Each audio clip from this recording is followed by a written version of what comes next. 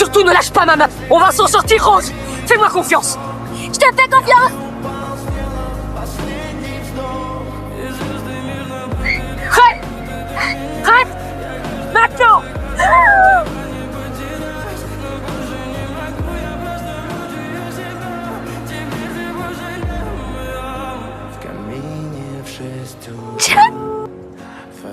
Eh oh!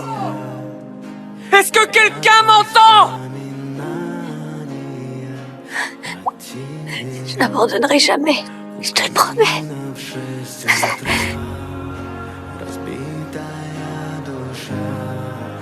Je peux avoir votre nom, mademoiselle? Dawson. Rose Dawson. Merci. Considéré comme le plus grand film romantique de tous les temps, Titanic est devenu un classique éternel. Lorsque l'amour se retrouve face à un choix entre la vie et la mort, que reste-t-il à sacrifier? Le Titanic, ce navire mythique que l'on disait insubmersible, incarnait alors le rêve absolu. Jack est un jeune homme libre, artiste vagabond, refusant toute forme de contrainte. Il gagne son billet lors d'une simple partie de cartes et embarque au dernier instant, porté par le hasard. Convaincu que cette chance soudaine marquera un tournant décisif, il ignore encore que son destin vient de basculer. Rose, héritière d'une grande famille, fascine par sa beauté et son élégance. Pourtant, derrière cette apparence parfaite, se cache une femme enfermée par les attentes familiales. Même les choix les plus intimes, comme l'amour ou le mariage, lui sont imposés. Elle est contrainte d'épouser un homme qu'elle n'aime pas, simplement pour préserver le nom et la fortune de sa famille. Son avenir est déjà tracé, verrouillé par des promesses vides et des regards intéressés. Derrière son sourire figé, elle étouffe, consciente que ce mariage n'est pas une union, mais une cage dorée qui l'éloigne chaque jour un peu plus de la vie qu'elle désire vraiment. Son chemin croise celui de Jack sur le pont du Titanic. Jack découvre une jeune femme lumineuse, presque irréelle, et malgré l'abîme qui sépare leur monde, il tombe irrémédiablement sous son charme. Mais Rose ne supporte plus l'hypocrisie de la haute société, ni cette vie où chaque décision est imposée. Ses émotions longtemps étouffées finissent par éclater. Tremblante, elle se hisse à la proue du navire, prête à mettre fin à ses jours, au moment même où tout est sur le point de basculer. Alors que Rose passe par-dessus la rambarde, elle glisse. Jack tend le bras, rassemble toute sa force et la tire hors du vide, l'arrachant de justesse à la mort. Son fiancé, Cal, accourt aussitôt. Pour remercier Jack, il l'invite à dîner le lendemain soir. Pour calmer Rose, Cal lui offre ce qu'elle déteste le plus, le cœur de l'océan. Pour elle, ce collier n'est pas un cadeau, mais le symbole des chaînes du pouvoir et du privilège. Le lendemain, Rose retrouve Jack pour le remercier. Ils se confient l'un à l'autre. Jack lui parle de sa pauvreté, de sa vie sans racines, de ses voyages sans attache. Rose est captivée par chacun de ses mots. Jack est un artiste libre, sans manières artificielles ni comportement prétentieux. Rose admire profondément cette liberté qui lui manque tant. Au coucher du soleil, sur le pont du Titanic, face à l'horizon, une question s'impose à elle. Pourquoi ne peut-elle pas vivre avec la même liberté que lui? Jack commence à lui apprendre l'un de ses petits tours favoris. Un instant léger, presque innocent, mais aussitôt surpris par le regard attentif de Ruth, la mère de Rose. Elle observe Jack avec méfiance, comme s'il représentait un danger venu d'un autre monde. L'heure du dîner approche. Une dame de la haute société, animée d'une politesse bienveillante, propose à Jack le costume de son fils. Vêtu de ses habits élégants, Jack semble transformé. Son regard, toujours aussi lumineux, trouble encore davantage Rose, dont le cœur bat avec la force de vagues déchaînées. Pourtant, la distance entre eux ne se résume pas à un simple passage de la 3e à la 1re classe. Au dîner, Jack est présenté comme un invité inattendu venu de la 3e classe, pour avoir aidé Rose la veille. Les regards se font curieux, parfois condescendants. On l'interroge sur sa vie, sur l'endroit où il vit. Jack répond avec simplicité, affirmant que pour l'instant, son adresse est le Titanic lui-même, et qu'ensuite, il se laisse porter par la chance. Il explique son goût pour le voyage, son existence faite de petits boulots et de navires marchands, jusqu'à ce billet gagné au poker, grâce à une main exceptionnellement chanceuse. Pour lui, la vie entière n'est qu'un jeu de hasard. Malgré les sourires moqueurs et le mépris à peine dissimulé, Jack fait preuve d'esprit et de sincérité, gagnant peu à peu le respect de la table. Une fois le dîner terminé, il glisse discrètement un mot à Rose. La véritable fête, celle où la vie palpite vraiment, l'attend en 3e classe. Un endroit bruyant, chaleureux, vibrant de vie. Rose découvre un monde totalement différent des compliments froids de l'élite. Cet homme, tombé comme du ciel, lui montre une existence qu'elle n'avait jusqu'alors que rêvée. Après un moment de doute, Rose rejoint Jacques à la proue. Il lui demande de fermer les yeux et d'écarter les bras. Le soleil couchant embrase l'horizon. Le temps semble suspendu, et ce moment devient un symbole éternel de liberté et d'amour. Libérée de ses chaînes, Rose se sent invincible. Elle entraîne Jacques dans sa cabine, se laisse dessiner sans retenue, et laisse un mot à son fiancé. Plus tard, ils se cachent dans une voiture ancienne. Leur passion embrase l'instant. Sur le pont, Rose promet qu'une fois le navire arrivé, elle s'enfuira avec lui. Mais au sommet du navire, dans la tour d'observation où les marins surveillent l'horizon, les visages se figent. Un immense iceberg se dresse soudain devant le Titanic. Les officiers donnent l'ordre de virer tribord, mais l'immense navire ne peut pivoter à temps. La glace raie la coque et l'eau glaciale envahit les cales et les chaudières. Rose tente de prévenir sa mère, mais l'amour entre elle et Jacques, un pauvre garçon, semble condamné. Cal fait glisser le cœur de l'océan dans la poche de Jacques et le fait arrêter avant qu'il puisse se défendre. Il ne reste qu'une heure avant que le navire ne sombre. Les canaux sont trop peu nombreux et le secours est encore loin. Le capitaine ordonne que femmes et enfants embarquent en priorité. Même face au danger, la mère de Rose reste prisonnière de ses illusions de prestige et de hiérarchie sociale, exigeant que les places dans les canaux soient distribuées selon les classes et espérant qu'ils ne seront pas trop remplis.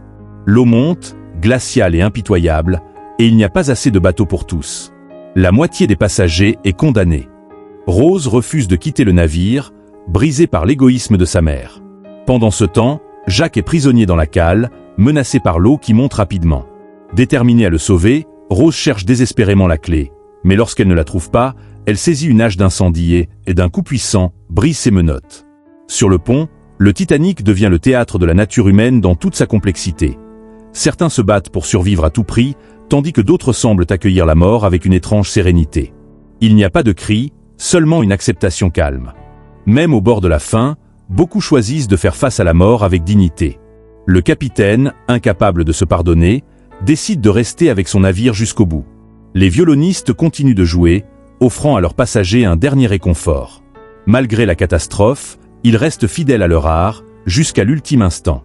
En troisième classe, une jeune mère sait que leurs chances de survie sont minces, presque inexistantes, mais elle tisse de magnifiques contes de fées pour endormir ses enfants avec douceur.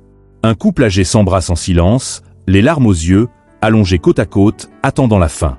Les marins lancent désespérément des fusées de signalisation, mais ces rares éclats d'espoir sont rapidement engloutis par l'immense obscurité qui enveloppe l'océan et le navire. Face à la puissance de la nature, l'humanité apparaît soudain minuscule et impuissante. Rose, pourtant en sécurité, refuse de partir. Son cœur reste auprès de Jacques. Devant leur hésitation, Cal manipule la situation, prétendant qu'un autre canot attend et qu'il conduira Jacques hors de danger. Jacques accepte le mensonge et persuade Rose de monter dans l'embarcation. Alors que le canot descend lentement, Rose fixe le sourire apaisant de Jacques, tandis que son cœur s'emballe. Chaque seconde semble interminable. Incapable de supporter cette séparation, elle agit à la dernière seconde, saute du canot et retourne à bord, guidée par une force irrépressible.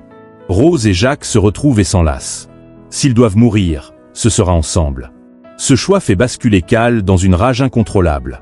Jacques et Rose fuient vers les ponts inférieurs, tandis que l'eau monte sans relâche. Impuissant, Cal finit par renoncer. Le Titanic est désormais au bord de l'effondrement. Face à une mort inévitable, beaucoup tentent de préserver un ultime geste d'honneur, laissant femmes et enfants embarqués en priorité. Cal, lui, tente d'acheter sa survie en soudoyant un membre d'équipage. Mais rongé par la culpabilité après avoir provoqué la mort d'un passager, celui-ci choisit de mettre fin à ses jours, laissant derrière lui le chaos et le silence.